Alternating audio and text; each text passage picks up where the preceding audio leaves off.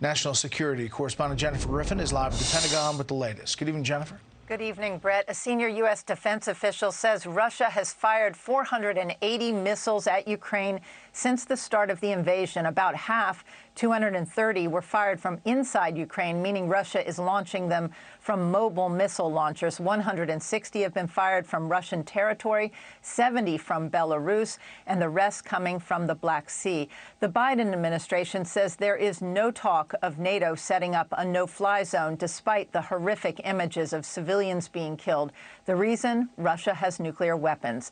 The Department of Defense recently established a deconfliction line with the Russian Ministry of Defense on March 1st for the purposes of preventing miscalculation, military incidents, and escalation.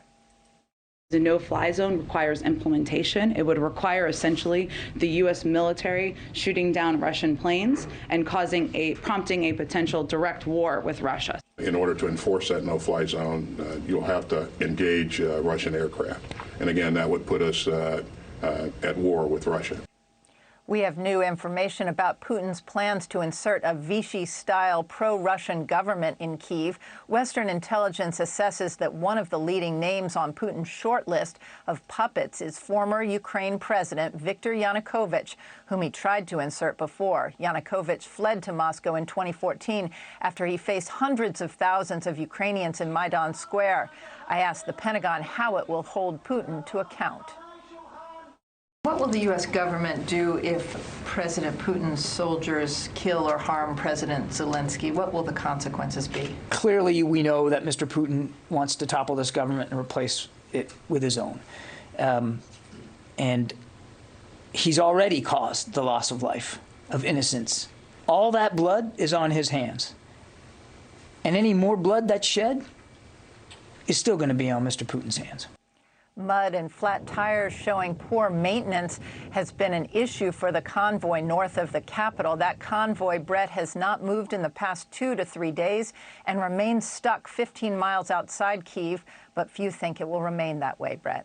Jennifer Griffin, at the Pentagon, we're just getting news crossing now of a Russian general being killed in action. You have anything on that?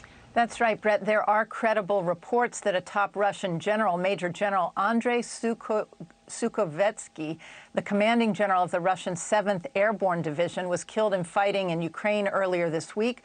That's according to AP and Pravda. His death was confirmed by a local officers' organization in Krasnodar region in southern Russia.